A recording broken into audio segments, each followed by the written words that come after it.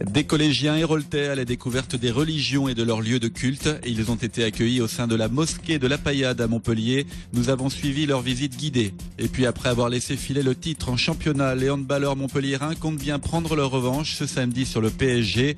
Ils jouent la finale de la Coupe de France à Bercy. Et en fin de journal, retour sur une initiative originale, une représentation de l'Orchestre national de Montpellier en prison.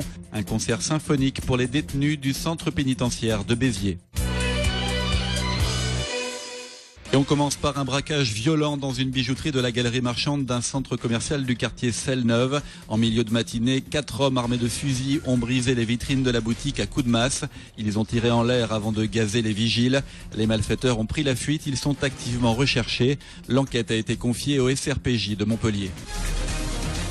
Le ras-le-bol des policiers municipaux à Montpellier. Ils étaient une cinquantaine à manifester devant la mairie quartier Port-Marianne ce matin. Une grève à l'appel de l'intersyndicale des agents municipaux, suivie par la moitié des fonctionnaires. Les policiers municipaux réclament notamment une revalorisation de leur salaire alors que leurs missions sont de plus en plus nombreuses. Le point d'indice est encore gelé par ce nouveau gouvernement, donc c'est pas demain la veille que nos salaires vont être augmentés aux fonctionnaires publics territoriaux.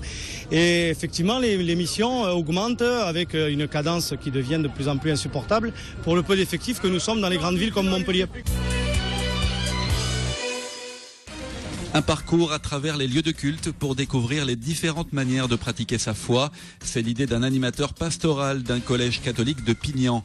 Tout au long de la journée, des élèves de 3e, pour la majorité non pratiquants, ont rencontré imams, rabbins et prêtres. Ils ont été reçus à la grande mosquée de la Paillade. Reportage Mouad El Yakabi.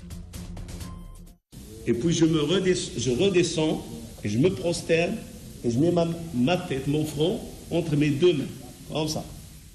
Pour amorcer un dialogue, a fortiori interconfessionnel, mieux vaut commencer par faire tomber les préjugés. Ce sont les premières questions d'ailleurs que Tom et ses camarades auront posées. La place de la femme dans la société musulmane, la polygamie, le mariage interreligieux. Toutes ces interrogations ont été débattues avec l'imam de la mosquée.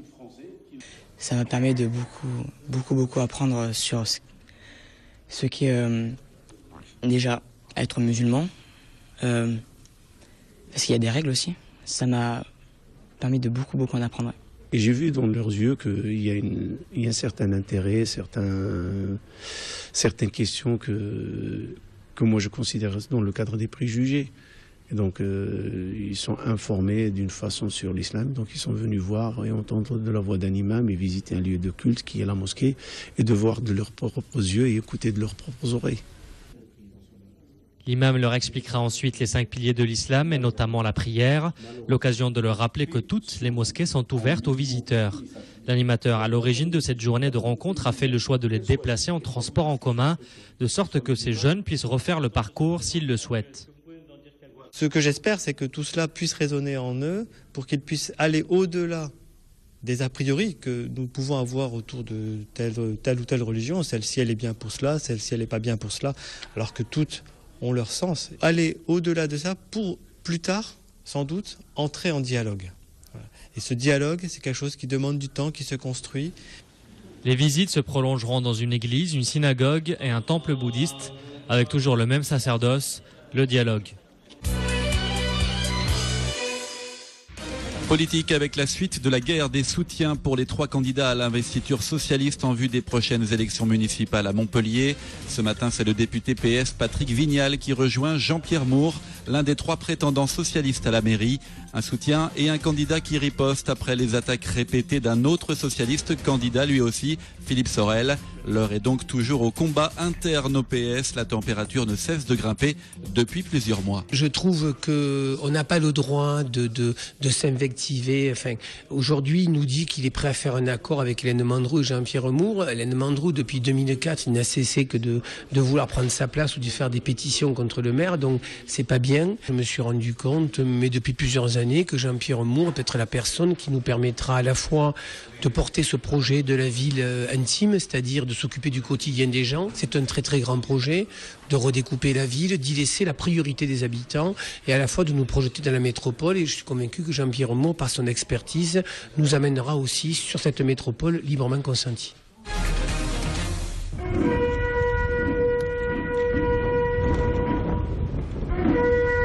Une cérémonie symbolique, c'était hier soir sur la place des Grands Hommes à Montpellier. Les anti-mariages gays enterraient la démocratie. Malgré la promulgation de la loi sur le mariage et l'adoption pour tous, les opposants ne désarment pas. Ils vont continuer à mener des actions non violentes. Après la manifestation nationale prévue ce dimanche à Paris, ils vont reprendre leur veille à partir de lundi sur la place de la Comédie. Nous sommes les porte-parole des enfants, nous sommes des porte-parole de cette démocratie. Elle a été basée sur de très très belles valeurs et il y a des valeurs que l'on ne touche pas. Et avoir un père et une mère, ça fait partie de ces valeurs-là. Nous sommes soutenus, là il y aura le 26 mai cette grande manifestation, mais il y a aussi des mères veilleuses qui vont commencer à partir de lundi à être présentes sur la Comédie toute la journée de 9h du matin à 9h du soir. Nous invitons vraiment toutes les mamans à venir discuter parce que il y a des choses vraiment très très belles qui se passent où on peut parler aux jeunes, on peut parler à toutes les personnes qui sont très très sensibilisées, qui sont très offusquées par cette loi-là. On ne leur donne pas la parole, ces gens-là. Eh bien voilà, nous on est là, on est présents, on va être présents absolument partout. On a fait une grande campagne d'affichage et on continuera à être présents. À Nîmes, face aux conditions climatiques qui ont perturbé la feria de Pentecôte et occasionné une perte d'activité estimée de 20 à 30% par les professionnels, le maire a décidé de prendre des mesures. Elles concernent l'allongement d'un jour de la feria des vendanges avec l'organisation d'une corrida événementielle le jeudi soir, le remboursement de 50% du montant perçu pour l'occupation du domaine public ou encore des dérogations de fermeture tardive pour les bars. Il y a des arrêtés préfectoraux qui me donnent le pouvoir de rallonger un petit peu les soirées. Alors j'ai décidé que, notamment pour le 21 juin, la fête de la musique, on pourra ouvrir les établissements jusqu'à 3h du matin. Et on le fera également pour la fête nationale le 13 et 14 juillet. Donc ça permettra là aussi effectivement aux commerçants et aux brasseries, restaurants de pouvoir ouvrir plus tard jusqu'à 3h du matin au lieu d'1h du matin. La naissance de la fondation Mutac ce matin à l'occasion de l'Assemblée générale de la mutuelle spécialisée en prévoyance obsèques. Plus de 110 000 personnes adhèrent à cette mutuelle créée en 1973 et basée à Montpellier. L'objectif dans cette fondation, c'est de lutter contre l'isolement des personnes âgées, qui sont les personnes qui sont adhérentes à Mutac, et aussi favoriser l'intergénération. En clair, c'est à partir de deux problèmes, essayer de faire une solution. L'isolement des jeunes et des personnes âgées, on va voir si on peut essayer de faire quelque chose pour eux, pour ces deux populations-là. C'est l'heure de la revanche pour les handballeurs montpelliérains. Après s'être fait souffler le titre en championnat par le PSG, ils retrouvent les Parisiens en finale de la Coupe de France ce samedi à Bercy. Une coupe que le MHB compte bien conserver. Ambiance avant le choc, Denis Tully. Concentration et engagement ont été les maîtres mots ce jeudi au Palais des Sports René Bougnol. Le MHB, actuellement 3e du championnat, se prépare pour sa 13e finale de Coupe de France face au PSG.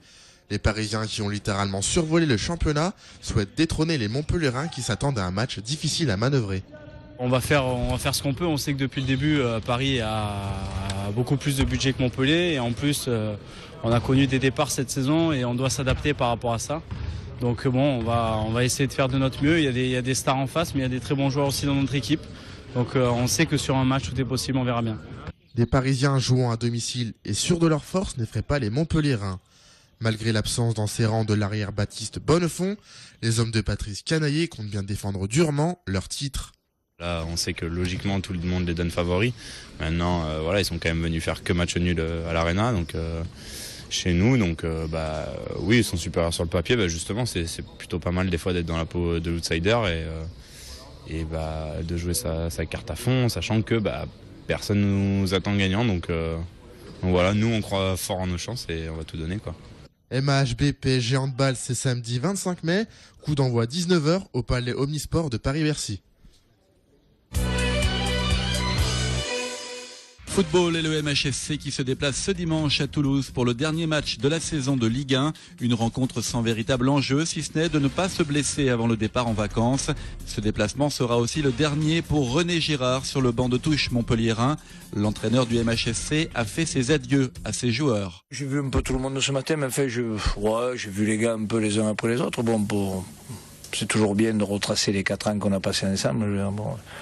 Se donner un petit peu de temps, parce que dimanche soir, après le match de Toulouse, ça va être, je dirais, l'éclatement ou l'explosion un petit peu du groupe. Certains vont partir en vacances, d'autres vont peut-être rester sur place. Donc c'est toujours bien de partir et de souhaiter bon vent à tout le monde. Donc c'est ce qui a été fait. Après le match,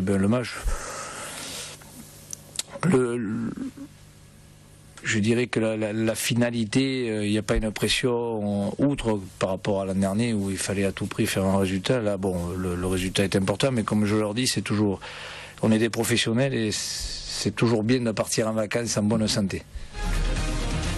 La Ligue 2 avec une nouvelle recrue pour le Nîmes Olympique qui vient de faire signer Samir Benmeziane. Cet attaquant de 25 ans, auteur de 13 buts en national avec Uzès Pont du Gard, a signé un contrat de 2 ans avec le club nîmois. Je vous invite à présent à un moment d'évasion en prison. Il y a quelques jours au centre pénitentiaire de Béziers, une soixantaine de détenus a assisté à un véritable concert symphonique, une représentation de l'Orchestre national de Montpellier qui s'inscrit dans le cadre du protocole culture-justice. Et même si certains suivent des cours de musique en détention, pour beaucoup ce concert était une première. Reportage Marlène Neck.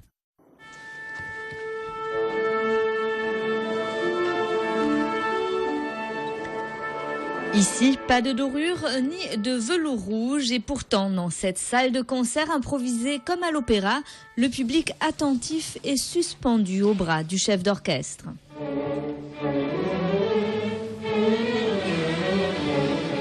L'ouverture des Noces de Figaro de Mozart, la symphonie pastorale de Beethoven, un concerto de Bellini. Pour cette représentation au centre pénitentiaire de Béziers, l'orchestre a composé une programmation sur mesure.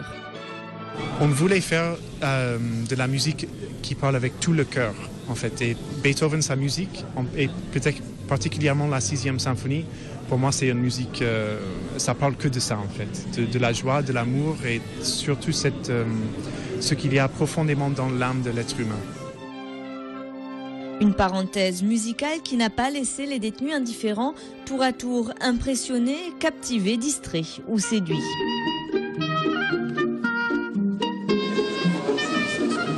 Avec le hautbois, franchement, ce soir, s'il pouvait venir chez moi jouer, je crois que ma femme elle serait enchantée.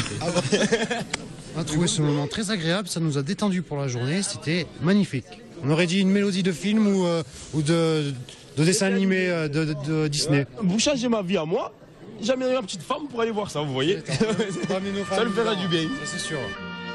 D'autres dans le public sont des amateurs éclairés. Depuis plus d'1 an et demi ici, les détenus ont accès à des leçons de musique, des cours destinés à accompagner le processus de réinsertion. Je pense que la musique adoucit les mœurs. En tout cas, elle permet le dialogue, elle permet de la rencontre. Et ce qui est important, c'est ça. Je pense que cette approche de la culture, cette ouverture d'esprit participe à la lutte contre la récidive qui est une de nos missions. Un pas vers la réinsertion peut-être, et pour tous les participants à ces interventions musicales, une ouverture vers de nouveaux horizons.